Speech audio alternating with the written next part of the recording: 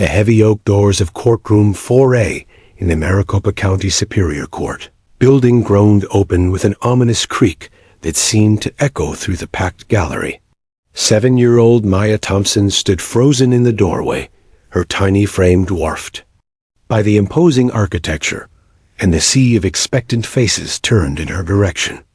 Her golden therapy dog, Zeus, a magnificent 85-pound retriever with intelligent amber eyes, pressed his warm body against her trembling legs, sensing the waves of terror radiating from his young companion. The courtroom buzzed with barely contained energy.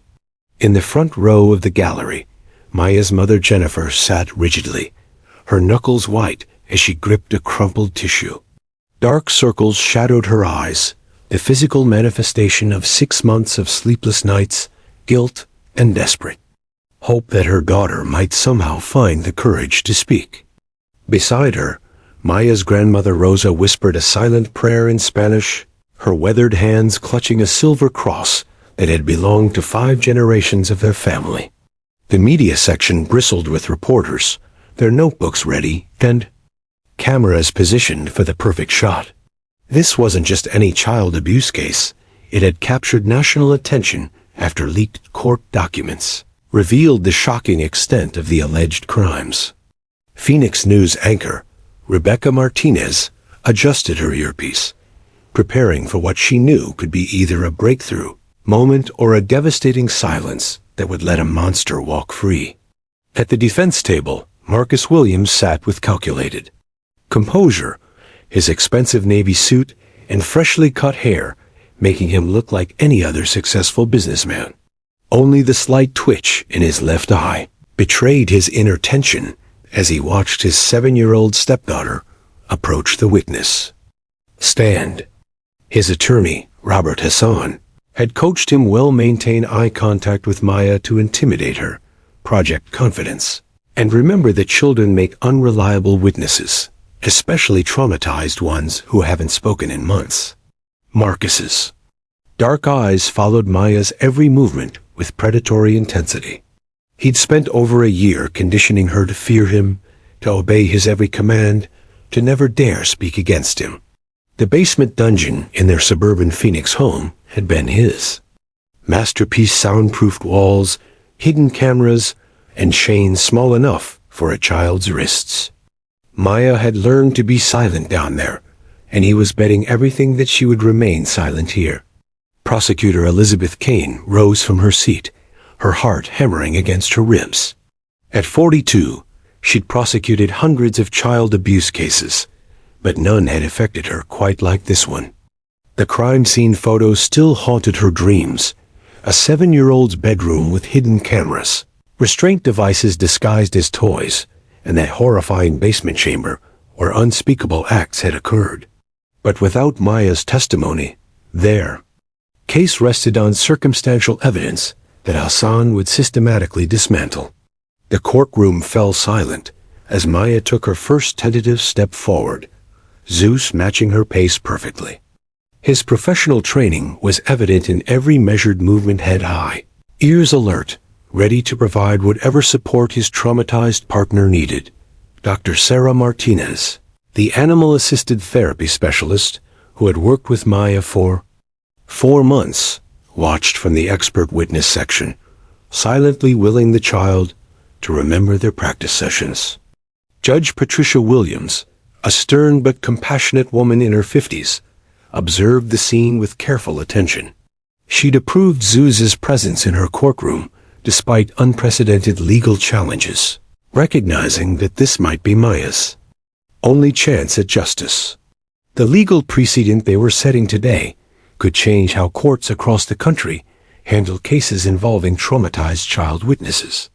As Maya approached the witness stand, her small sneakers squeaked against the polished marble floor. Each step seemed to require enormous effort, as if she were walking through quicksand. Her long dark hair fell like a curtain across her face, but couldn't hide the telltale signs of trauma, the way she startled at sudden sounds, how her eyes constantly scanned for escape routes, the protective hunch of her shoulders. The court reporter, Mrs. Chun positioned her fingers over the stenotype machine, ready to capture whatever words might finally emerge from the child who had been silent for 183 days. The jury, 7 women and 5 men, carefully selected for their ability to handle disturbing testimony, leaned forward slightly, their faces a mixture of sympathy and apprehension. Maya finally reached the witness stand, her breathing shallow and rapid. The wooden chair, even with added cushions, seemed to swallow her tiny frame. Zeus immediately positioned himself beside the stand, his training dictating that he remain close enough to provide comfort, but positioned so as not to obstruct the jury's view of Maya's testimony. The bailiff, Officer Rodriguez, watched Marcus Williams carefully. In his 20-year career, he'd learned to read defendants, and something about Williams's controlled demeanor unsettled him. Most accused child abusers showed some emotion, anger, fear, remorse, but Williams displayed an almost inhuman calm that suggested either complete innocence or absolute confidence in his ability to manipulate the situation. Prosecutor Kane approached the witness stand with gentle, measured steps. She'd spent weeks preparing for this moment, studying child psychology texts and consulting with trauma specialists about how to create a safe space for Maya to speak. The courtroom's usual harsh lighting had been dimmed slightly, and she'd requested that court security officers position themselves where Maya could see them, but Marcus couldn't easily make eye contact with the child. "Good morning, Maya," Kane said softly, her voice carrying just enough to reach the court reporter, but remaining non-threatening. "This is Zeus, isn't it?" She gestured toward the golden retriever, using their practiced approach of starting with safe topics. Maya's eyes remained fixed on her lap, her small hands twisted together so tightly that her knuckles showed white through her olive skin. For long, agonizing seconds, the only sound in the packed courtroom was the gentle whisper of the air conditioning system and the distant hum of Phoenix traffic outside. Then, almost imperceptibly, Maya's head moved in what might have been the slightest nod.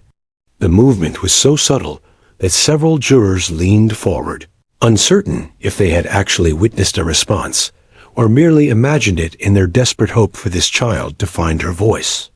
The next few moments would determine whether justice would finally be served or whether a calculating predator would walk free to destroy more innocent lives. 6 months earlier, the suburban Phoenix neighborhood of Ahwatukee lay in peaceful slumber under a blanket of desert stars. The Thompson household at 2847 Saguaro Lane appeared picture-perfect from the outside manicured lawn, Spanish tile roof, and 2 luxury cars in the driveway. But inside, Jennifer Thompson was experiencing the worst night of her life, though she didn't know it yet. The digital clock on Jennifer's nightstand glowed 2:47 a.m. when she jolted awake to the sound of muffled crying. Her husband Marcus lay beside her, his breathing deep and regular, apparently undisturbed by whatever had awakened her. Jennifer strained her ears, wondering if she'd been dreaming, when she heard it again, a soft, heartbreaking whimper that seemed to be coming from somewhere below their bedroom. For weeks, Jennifer had noticed changes in her 7-year-old daughter Maya, the once bubbly child who used to chatter nonstop about her day at school, had become withdrawn and jumpy. Maya's teacher, Mrs. Rodriguez, had mentioned during their last parent conference that Maya seemed distant and had started falling asleep in class. When Jennifer brought it up with Marcus, he dismissed her concerns, suggesting that Maya was simply adjusting to having a stepfather and needed more discipline. Jennifer slipped out of bed, her bare feet silent on the cool hardwood floor.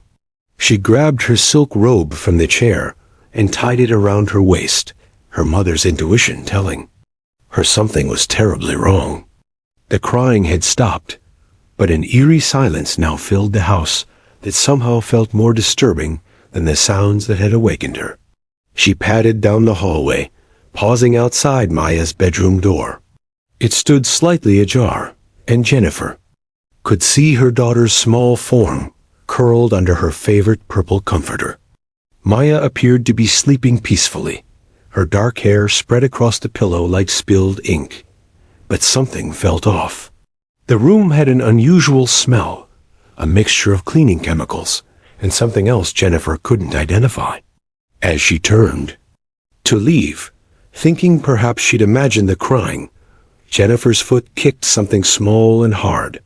Looking down, she spotted Maya's pink diary, the one with the tiny padlock that Maya had begged for at Christmas. The lock lay broken beside it, and several loose pages had scattered across the hardwood floor. Jennifer's heart began to race as she gathered the papers. Maya had always been secretive about her diary, clutching it protectively whenever adults were around. Jennifer had respected her daughter's privacy, but now, with the broken lock and scattered pages, she felt compelled to look. What she found made her blood turn to ice. The first page contained a crayon drawing of a man with dark hair, unmistakably Marcus, standing over a small figure cowering on the ground. Red crayon streaked across the page in violent slashes. The second page showed a basement with chains hanging from the ceiling and a tiny stick figure trapped behind bars. But it was the third page that made Jennifer's knees buckle. In Maya's careful 7-year-old handwriting were the words, "Master says if I tell Mommy, he will hurt her too. The basement game is our secret. It hurts, but I have to be quiet, or the bad men in the computer will see me cry." Jennifer's hands shook violently as she flipped through more pages. Each drawing was more horrifying than the last detailed illustrations of torture devices, cameras on tripods, and what appeared to be other children in cages. Maya's artistic ability, which Jennifer had always praised, now revealed itself as a desperate attempt to process unimaginable trauma. One drawing showed a computer screen with multiple faces staring out men Jennifer didn't recognize, all watching what appeared to be a live feed of a child in a basement. Another page contained a list in Maya's handwriting. Rules for the basement. Game. 1. Never scream. 2. Call him Master. 3. Smile for the cameramen. 4. Never tell Mommy. 5. If I'm good, maybe he won't hurt baby Emma next. Jennifer's blood turned to ice at the mention of her 6-month-old daughter Emma, currently sleeping in the nursery down the hall. She forced herself to continue reading, each page revealing more horrific details of systematic abuse that had apparently been going on for over a year right under her own roof. The final entry was dated just 3 days earlier. Master says tomorrow night is special. He's inviting the man with the scar to come play the game with us. I drew a map of how to escape, but there's nowhere to run. The basement door has 3 locks now. I think I'm going to die soon, but at least baby Emma will be safe if I never tell. I hope Mommy finds this diary someday and knows I tried to protect her. Jennifer dropped the diary, her entire body convulsing with a mixture of rage, horror, and devastating maternal guilt. How had she not known? How had she shared a bed with this monster night after night while her daughter was being tortured just floors below? The basement Marcus had always kept it locked, claiming it was his workshop and that the space was dangerous for children. Racing to the kitchen, Jennifer grabbed a flashlight and the emergency key ring Marcus kept hidden in the coffee canister. Her hands trembled so violently she could barely grasp the keys as she descended the basement stairs. The wooden steps creaked ominously under her weight, and with each step downward, the chemical smell grew stronger. What Jennifer discovered in that basement would haunt her for the rest of her life. Hidden behind a false wall was a soundproofed room equipped with professional lighting, multiple cameras, restraint devices sized for a child, and a computer setup with live streaming capability. Chains hung from the ceiling at exactly Maya's height, and the concrete floor was stained with what Jennifer prayed wasn't blood. On the desk sat folders labeled with dates going back 13 months, coinciding exactly with when Marcus had moved into their home after their whirlwind romance and marriage. Inside were printed photographs and video stills that confirmed Jennifer's worst fears. Her daughter had been systematically abused and exploited, with the sessions apparently broadcast live to paying customers around the world. Jennifer's scream pierced the night air as she realized she had married not just a child abuser, but the operator of a sophisticated pedophile network. Her hands shaking, she called 911, then raced upstairs to check on both her daughters. Maya was still in her bed, but when Jennifer gently touched her shoulder, the child's eyes snapped open with a terror that no 7-year-old should ever experience. "Mommy?" Maya whispered, her voice hoarse and broken. "Is the basement game over now?" As sirens wailed in the distance, and Jennifer held her traumatized daughter close, she had no idea that this was only the beginning of a nightmare that would ultimately expose a criminal network, spanning multiple states and save dozens of other children from similar fates. The Phoenix Children's Crisis Center stood like a beacon of hope against the harsh Arizona desert landscape, its adobe walls and gentle curves designed to feel more like a home than an institution. 3 weeks after that horrific midnight discovery, Maya Thompson sat in the corner of Dr. Sarah Martinez's office, her small body curled into a protective ball in an oversized armchair. Despite intensive therapy sessions, psychiatric evaluations, and the loving support of her mother and grandmother, Maya remained locked in a prison of traumatic silence. Dr. Martinez had seen many severely traumatized children during her 15-year career as a clinical psychologist, but Maya's case haunted her dreams. The child exhibited classic symptoms of complex PTSD, hypervigilance, dissociation, and selective mutism so profound that she hadn't uttered a single word since that night in the basement when police found her. Medical exams had revealed the physical evidence of prolonged abuse, but Maya's psychological wounds ran far deeper than anything visible on her small body.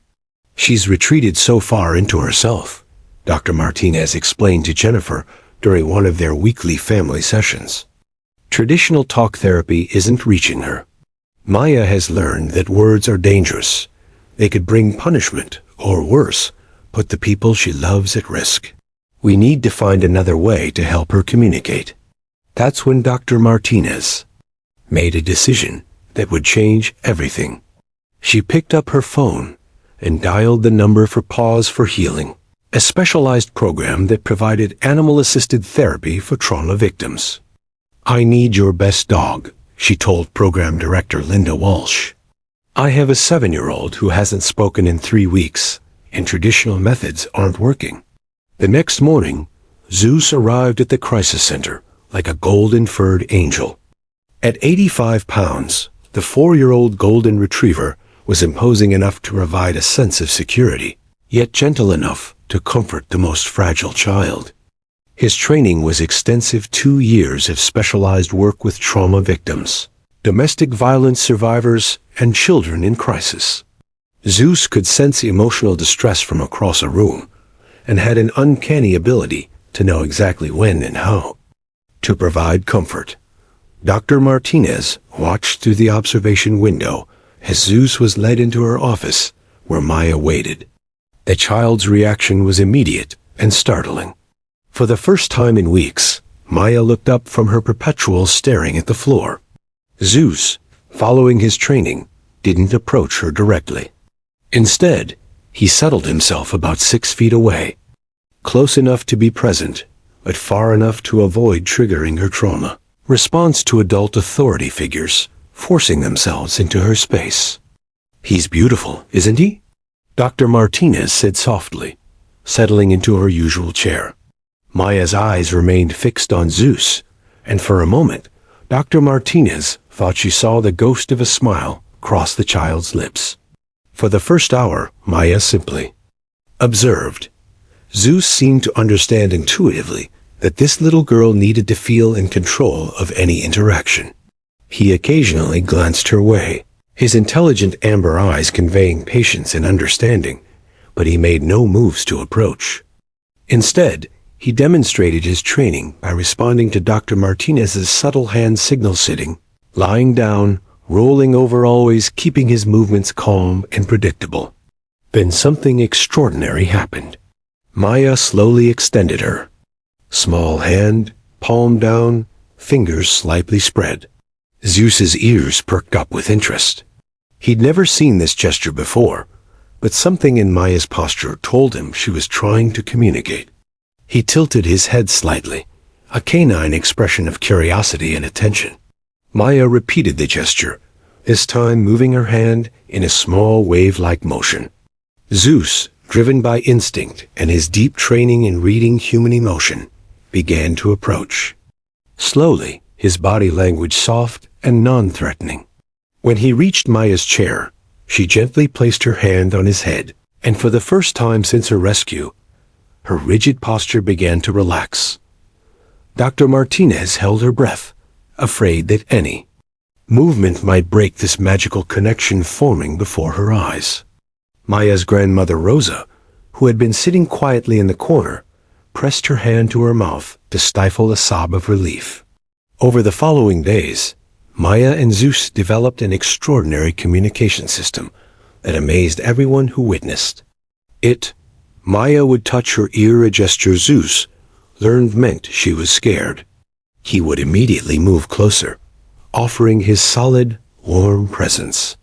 When Maya tapped her leg twice, Zeus understood this meant "I'm okay," and would settle beside her. Chair. A gentle pat on her heart became their signal for friend, and Zeus would respond by placing his large paw on her small hand. But the most remarkable signal Maya created was one Dr. Martinez almost missed. During their 5th session together, Maya was having what appeared to be a flashback, her breathing becoming rapid and her eyes darting around the room as if searching for escape routes. Without thinking, she pressed both hands flat against her temples and then extended them outward. Zeus immediately moved to position himself between Maya and the door, not blocking her exit, but creating a protective barrier between her and any perceived threat. "She's teaching him," Dr. Martinez whispered to her colleague during a break. "Maya is creating a language that gives her control over her environment for the first time since her abuse began. Zeus isn't just providing comfort, he's becoming her voice." The breakthrough came during their 7th session. Maya had been working with Zeus for over an hour, refining their signals and building their trust. Dr. Martinez decided to introduce a controlled challenge. She mentioned Maya's mother was in the waiting room and would like to say hello. Previously, this news would have sent Maya into a panic spiral, but instead, she looked at Zeus and made a gesture Dr. Martinez had never seen before. Maya crossed her arms over her chest and opened them wide like she was hugging the air. Zeus's tail began to wag furiously, and he made a soft, happy whining sound. Then Maya did something that brought tears to everyone's eyes. She looked directly at Dr. Martinez and, in the faintest whisper that was barely audible, said one word: "Mommy." Zeus immediately went to the door and began pawing at it, as if he understood that Maya was ready to see her mother. When Jennifer was brought in and saw Maya sitting beside Zeus, both looking calm and connected, she broke down in grateful tears. Maya made the friend signal to Zeus, and he approached Jennifer slowly, creating a bridge between mother and daughter. That night, Dr. Martinez wrote in her case notes, "Subject has established unprecedented communication system with therapy. Animal. Breakthrough achieved. Maya Thompson is ready to begin her journey back to the world of the living." Neither she nor anyone else could have predicted that this unique partnership between a traumatized child and her faithful companion would ultimately crack open one of the largest pedophile networks in U.S. history. The tension in Courtroom 4A was suffocating as Prosecutor Elizabeth Cain approached the witness stand where Maya sat trembling beside Zeus. 6 months of preparation had led to this crucial moment. But Cain could see that despite their careful planning, Maya was on the verge of complete shutdown. The child's breathing had become shallow and rapid, her eyes darting frantically around the packed courtroom, like a trapped animal searching for an escape route that didn't exist. Maya, Cain began in the gentlest voice she could muster. I know this is scary, but you're safe here. Zeus is with you, and your mommy is right there in the front row. She gestured toward Jennifer, who was gripping the wooden bench so tightly that her knuckles had turned white. Rosa sat beside her daughter-in-law, silently mouthing prayers in Spanish while clutching her rosary beads. Maya's response was to curl further into herself, pressing her back against the witness chair as if she could somehow disappear into its leather cushions. Her small hands found Zeus's thick golden fur, and she began the repetitive stroking motion that Dr. Martinez had identified as her self-soothing behavior. Zeus remained perfectly still, his warm brown eyes fixed on Maya's face, reading every micro-expression with the expertise that had made him legendary among therapy dog handlers. Defense attorney Robert Hassan watched this display with calculating coldness. At 58, he'd built his reputation defending the indefensible, and he recognized Maya's fragile mental state as his greatest weapon. A child who couldn't speak, couldn't testify, and without Maya's testimony, the prosecution's case would crumble like a house of cards. Marcus Williams had paid Hassan's astronomical fees, specifically because of his ability to break witnesses. On the stand, even child witnesses. Your Honor, Hassan interrupted, rising from his chair with theatrical concern. Clearly, this child is too traumatized to provide reliable testimony. I move to dismiss based on the witness's obvious inability to participate in these proceedings. Judge Patricia Williams fixed Hassan with a stern look that could have frozen the Arizona desert.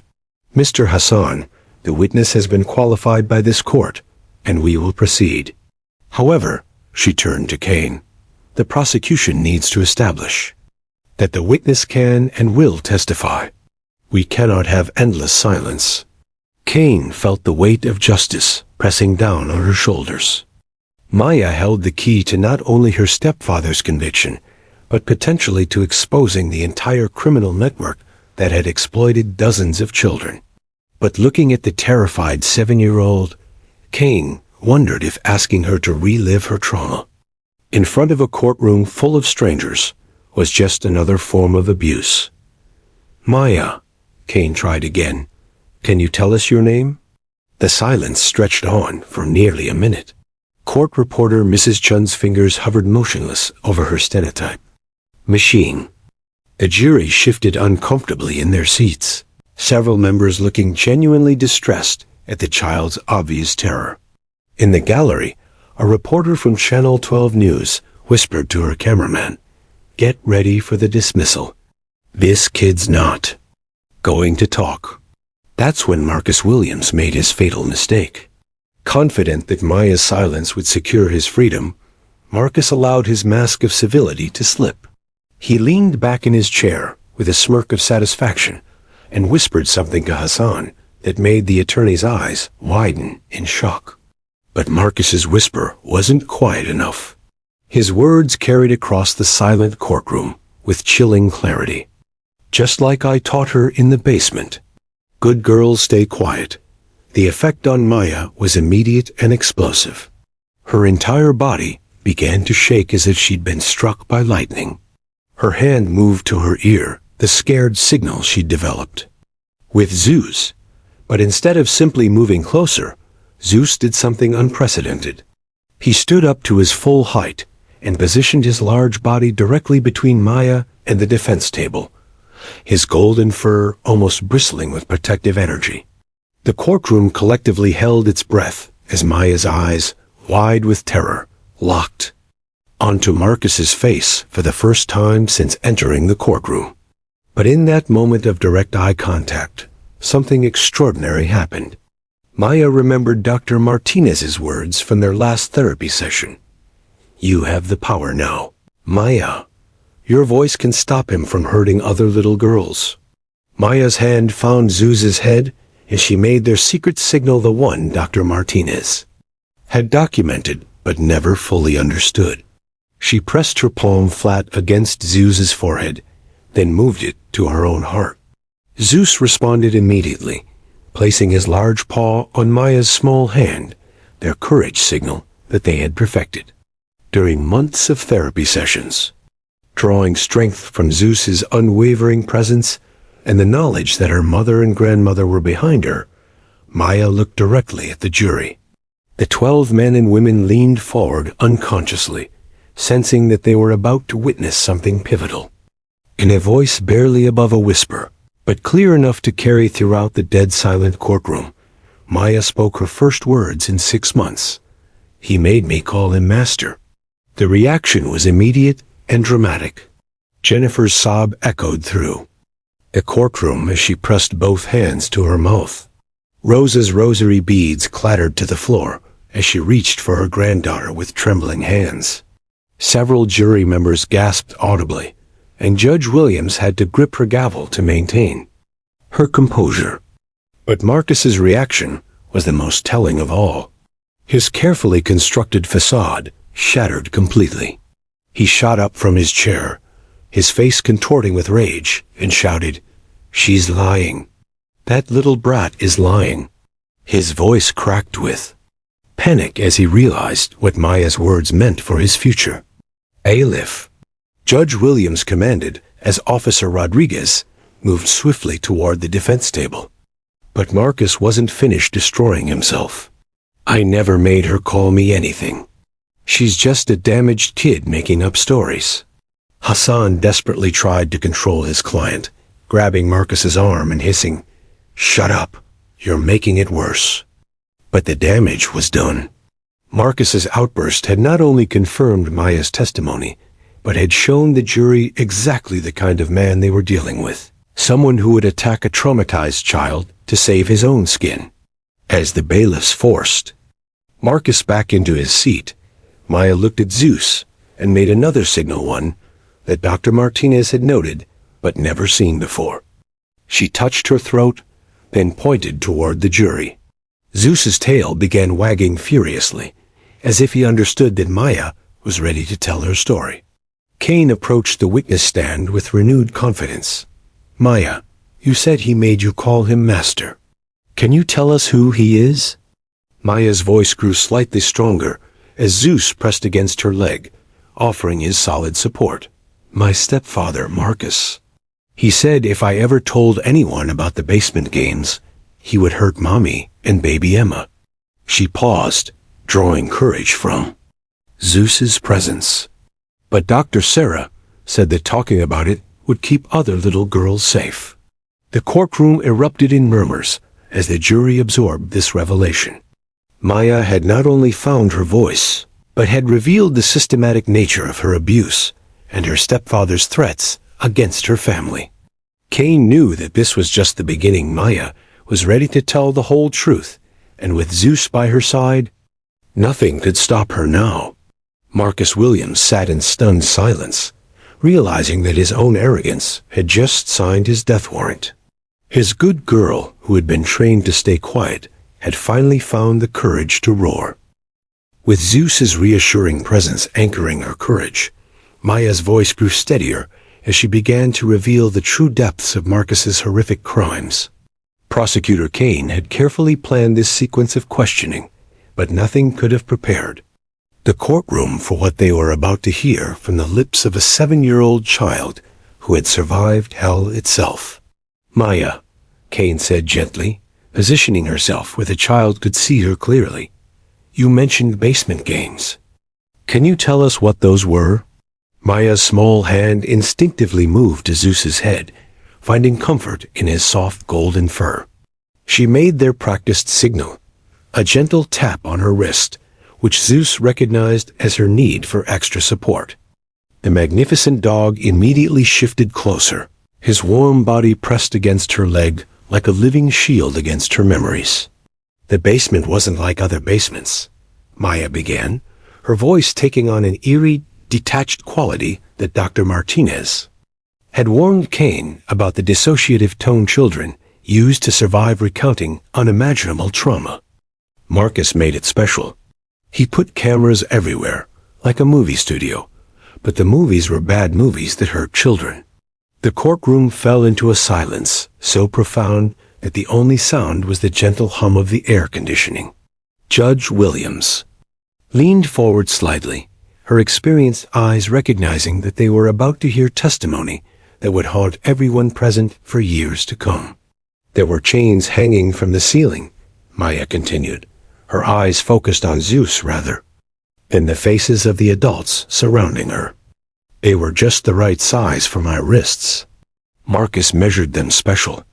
He said I was his little star, and that people from all over the world paid money to watch our shows. Jennifer's strangled sob echoed through the courtroom, causing Maya to glance toward her mother with concern.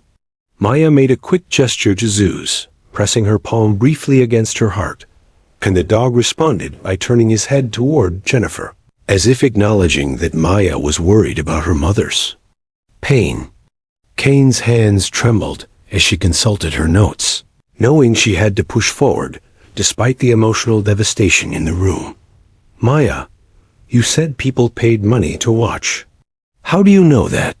Because Marcus showed me, Maya replied with the matter-of-fact tone that made her words even more chilling. He had a big computer with lots of screens. Sometimes there would be numbers that got bigger and bigger, and Marcus would get really happy. He said each number was $1 that someone paid to watch me be a good girl. FBI agent Sarah Rodriguez, seated in the gallery's expert witness section, exchanged urgent glances with her partner Agent Mike Chun. They had been investigating online child exploitation networks for years, but Maya's testimony was describing a sophisticated live streaming operation that went far beyond anything they had previously encountered. Maya's next revelation sent shockwaves through everyone present. Marcus taught me special words to say during the shows. Bad words that made the people watching pay more money. He had a list of things they wanted to see, and if I did them without crying, he said I was being professional. Defense attorney Hassan shifted uncomfortably in his chair, realizing that his client's case was becoming more hopeless with each word from Maya's mouth. Marcus himself had gone completely pale, his earlier bravado replaced by the growing realization that his 7-year-old stepdaughter was systematically destroying any chance he had of freedom. The worst part, Maya continued, her voice dropping to barely above a whisper, was when Marcus brought other people to the basement. He called them clients, and they paid extra money to be in the shows with me. They wore masks so their faces wouldn't be on camera, but I could see their eyes. They had hungry eyes, like wolves.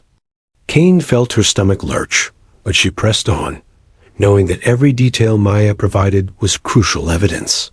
How often did this happen, Maya? Almost every night for ... Maya paused, looking confused as she tried to calculate time in the way children do, for a very, very long time. Since right after Marcus married Mommy. He said it was our special father-daughter bonding time, but it wasn't bonding. It was hurting. Zeus sensed the rising distress in Maya's voice and made a decision that amazed everyone watching. Without any signal from Maya, he stood up and gently nudged her hand with his nose. Maya looked down at him, and he performed. Their strength signal placing his paw on her knee while maintaining eye contact. The gesture seemed to restore Maya's composure, reminding her that she was safe now. Marcus made recordings of everything, Maya continued, her voice gaining strength from Zeus's support. He had thousands of videos stored on his computers. He showed me some of them and said that even if something happened to him, the videos would always be out there.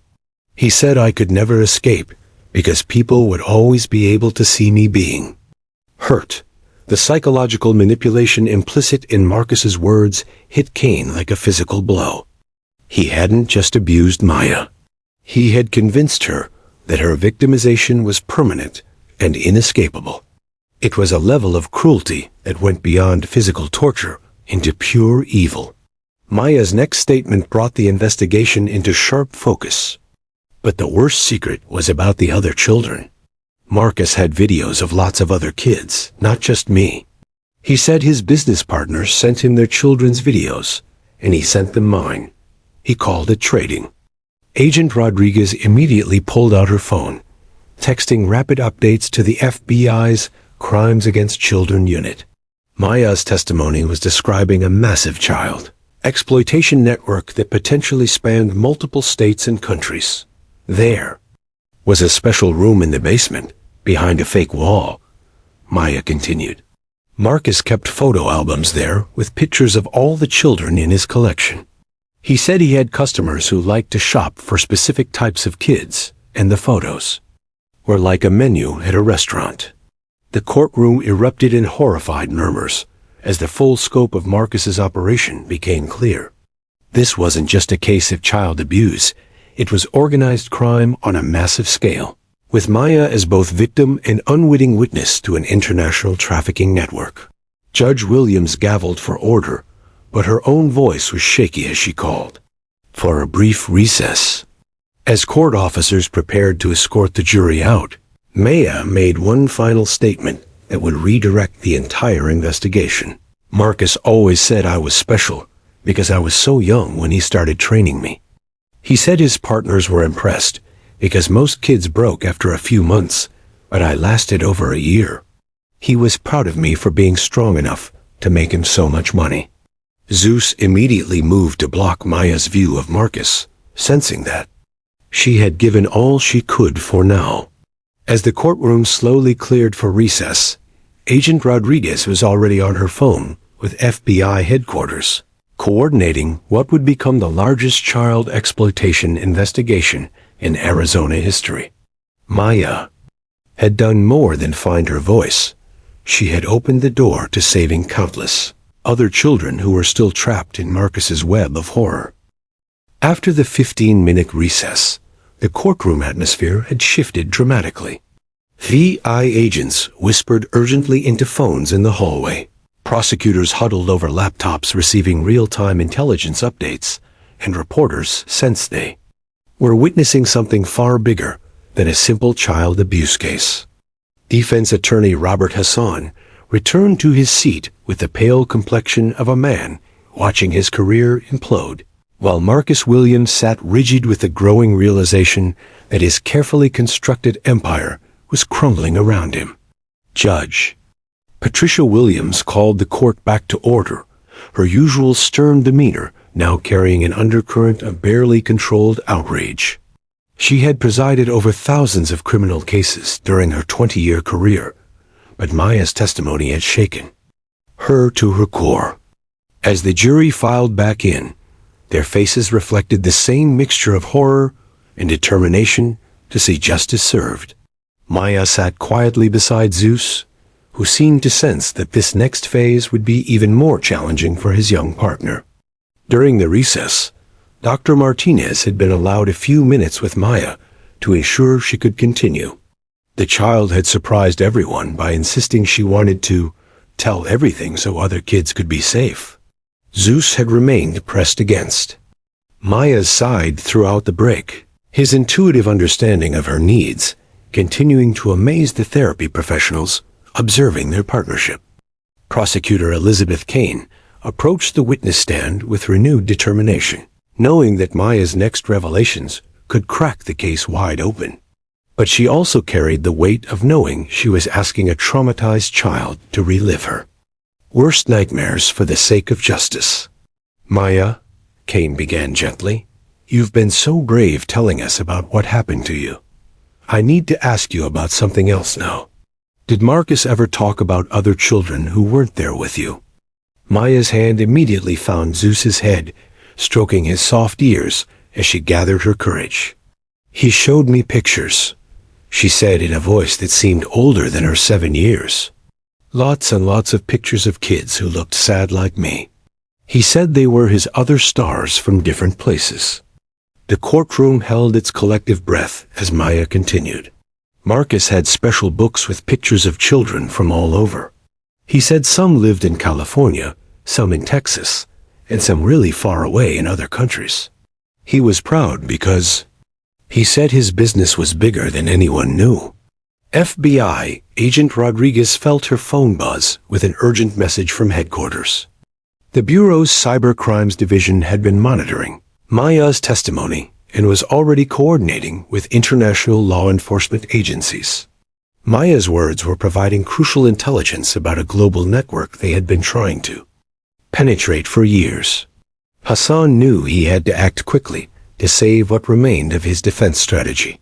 Rising from his chair with desperate aggression, he pointed an accusatory finger at Maya. "Your Honor, this child has been coached. She's clearly been told what to say by the prosecution to make sensational claims." His voice rose to a near shout as panic overtook his professional demeanor. "She's just a confused, traumatized little girl making up fantastic stories. There's no evidence of any international network.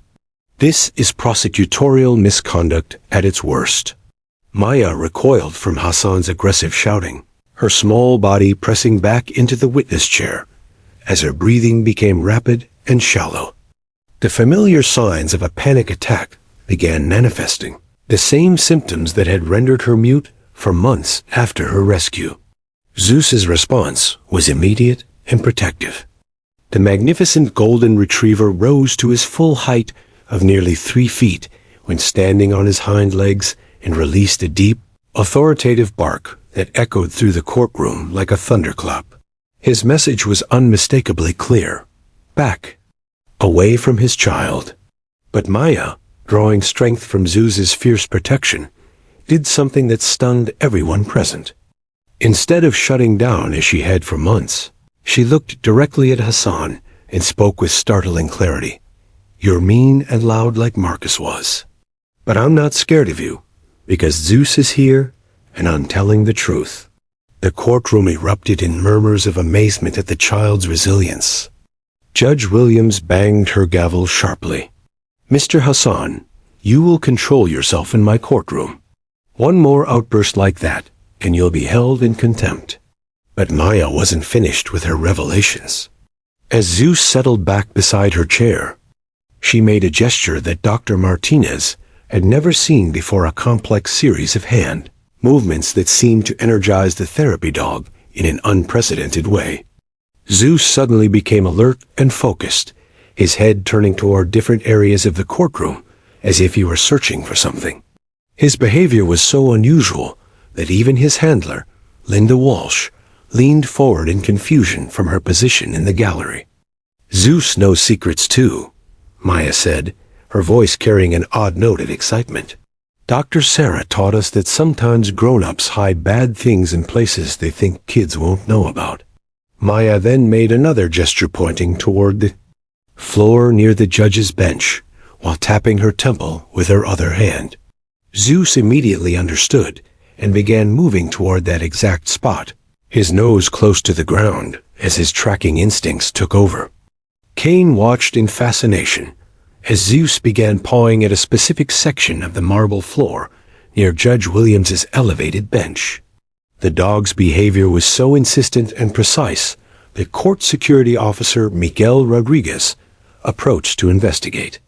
"There's something here," Officer Rodriguez announced, kneeling down to examine the area Zeus had identified.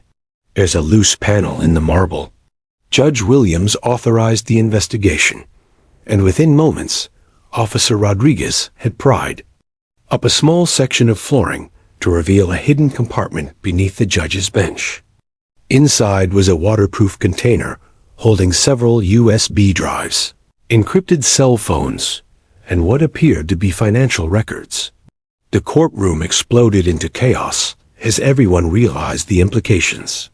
Marcus Williams had somehow planted evidence in the very courtroom where his trial was being held, possibly planning to retrieve it later or use it as leverage.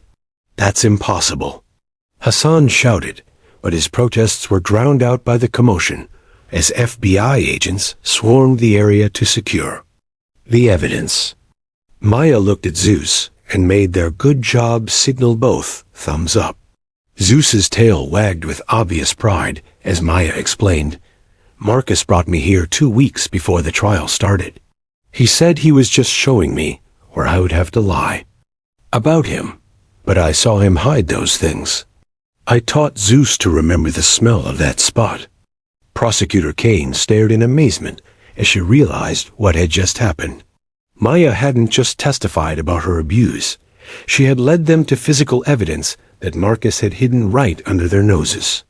The USB drives likely contained the international network information, client lists, and financial records that would expose the entire criminal enterprise. Marcus Williams sat in stunned silence, watching his last desperate gambit backfire spectacularly.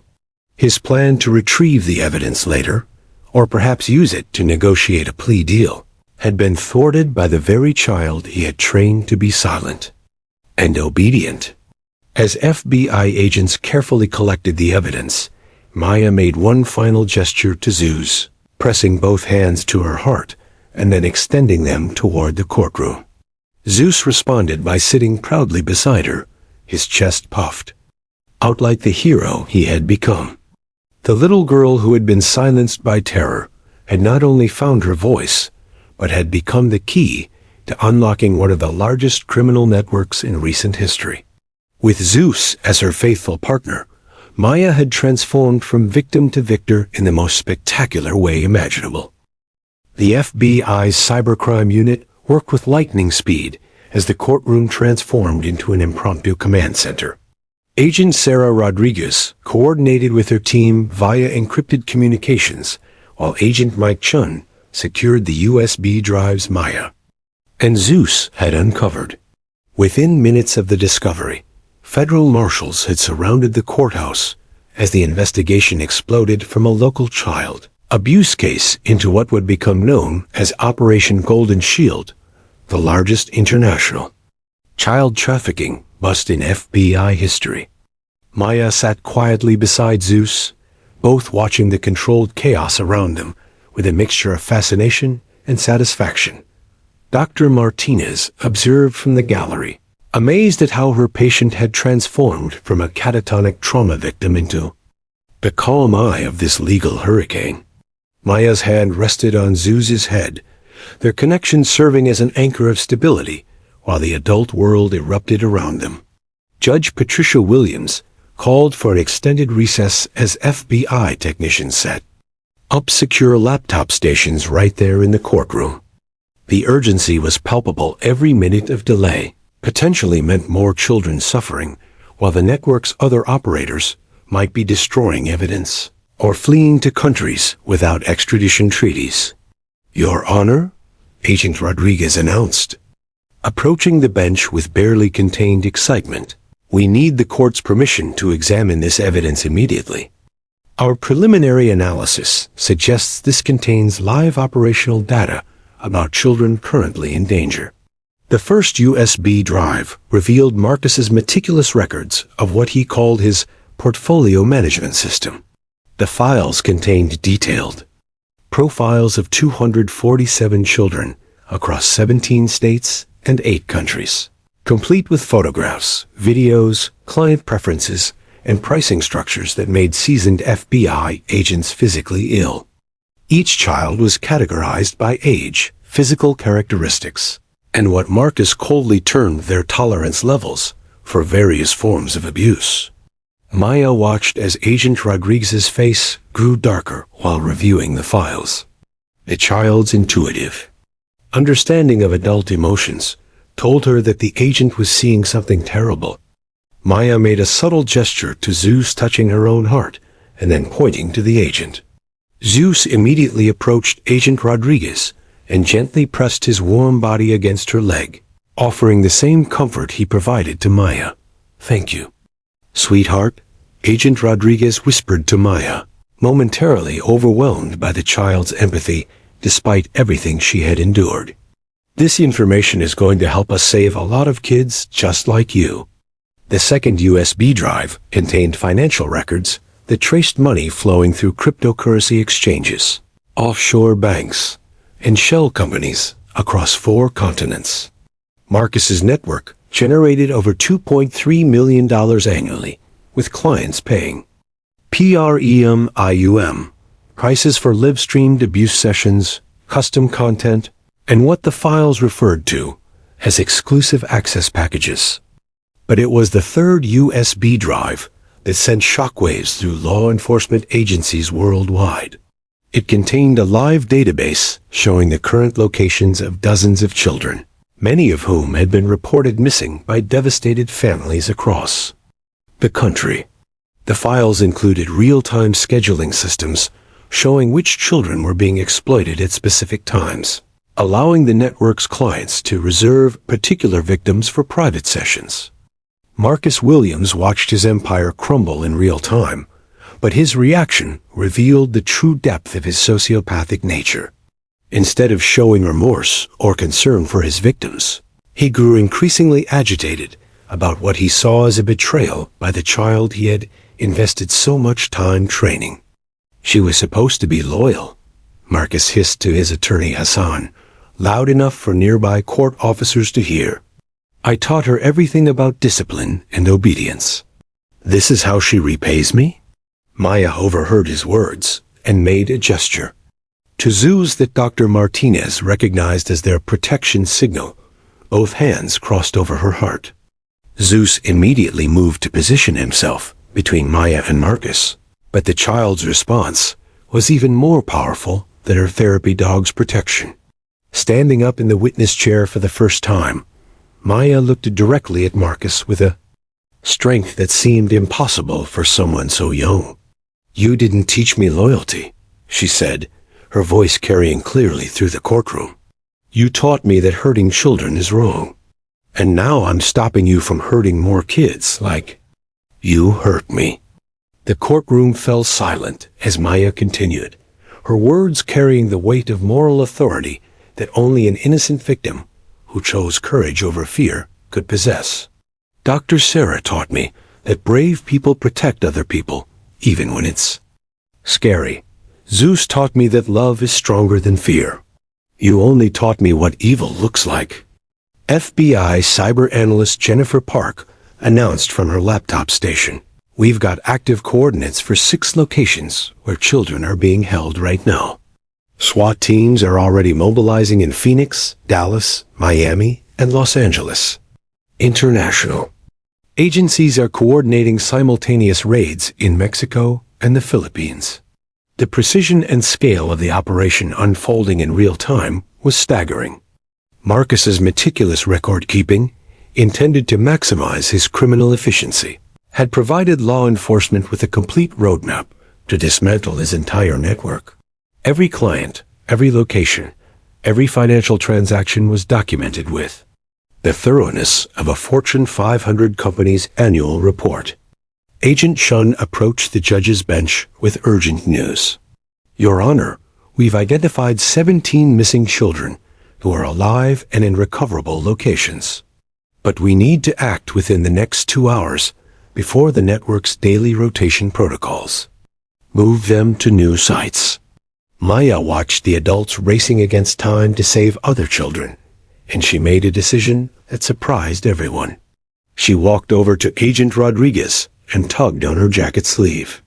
"Agent Sarah," Maya said, using the name she'd heard others call her. "I remember more things about the other kids. I can help you find them faster." Agent Rodriguez knelt down to Maya's eye level, her professional composure barely containing her amazement at the child's continued courage. "What do you remember, sweetheart?" Marcus showed me pictures of the places where his business partners kept their kids. He was proud of his facilities and wanted me to see how professional his operation was. "I remember the rooms, the windows, even some of the neighborhoods." Maya's photographic memory, sharpened by trauma but channeled now toward justice, provided law enforcement with details that turned their investigation from a reactive bust into a precisely targeted rescue mission.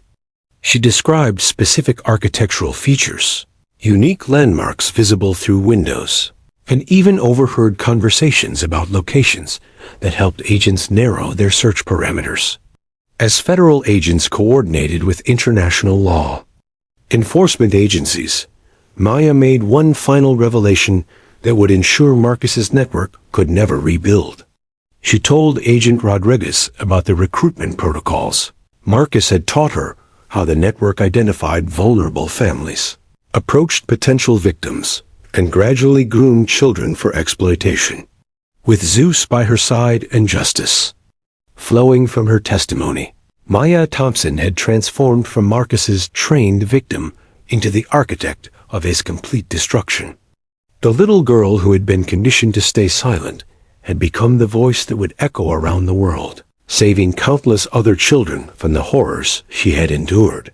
The network that had taken years to build was being dismantled in hours, all because one brave child and her faithful companion had refused to let evil win.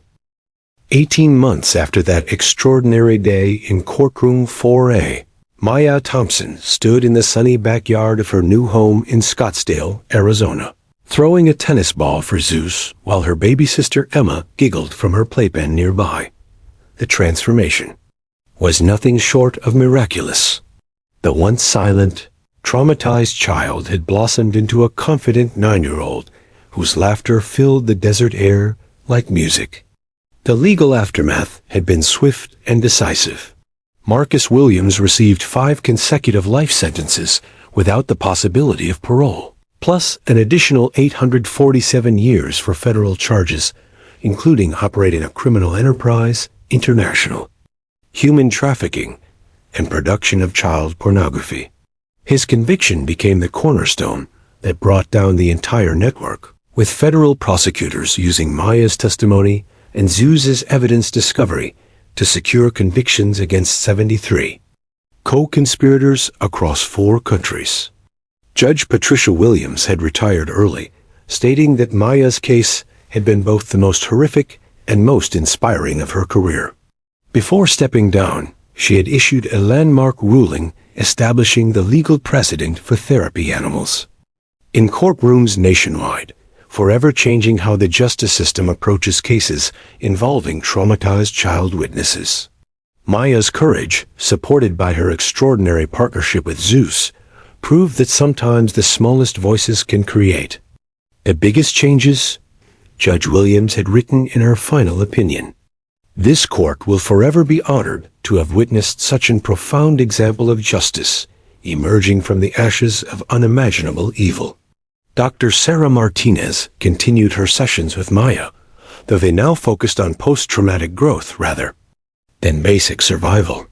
The therapy sessions had evolved from desperate attempts to help Maya speak to celebrations of her remarkable resilience and her desire to help other children. Zeus remained Maya's constant companion, but their relationship had transformed from urgent therapy partnership to the deep, joyful bond between a girl and her best friend. Maya has become one of our greatest success stories, Dr. Martinez explained to a conference of child psychologists studying trauma recovery. Her bond with Zeus didn't just help her heal, it empowered her to become an agent of healing for others. The international rescue operation triggered by Maya's testimony had exceeded everyone's wildest expectations. Operation Golden Shield ultimately rescued 156 children from 17 countries, dismantled 23 trafficking operations, and seized over $47 million in criminal assets. Maya's detailed descriptions of network protocols had enabled law enforcement to identify and arrest predators who had been operating for decades without detection. FBI agent Sarah Rodriguez, now promoted to head the Bureau's child exploitation task force, visited Maya regularly to update her on the continuing impact of her courage. Maya doesn't just get credit for helping prosecute Marcus. Agent Rodriguez explained to Maya's mother Jennifer, her testimony literally rewrote how we investigate international trafficking networks. She's saved hundreds of children who don't even know her name. Maya's influence extended far beyond law enforcement. The video of her courtroom testimony, with her face digitally obscured for privacy, had become a training tool for prosecutors, therapists, and child advocates worldwide. The Maya Thompson Foundation, established by anonymous donors, provided funding for therapy animals in courtrooms across the country. "I want other scared kids to know they can be brave too," Maya told a gathering of child welfare workers, with Zeus sitting proudly beside her. "Zeus taught me that love is stronger than fear, and speaking the truth helps other people be safe." Jennifer Thompson had remarried this time to David Martinez, Dr. Sarah's colleague and a fellow child psychologist who understood trauma and had helped their family heal.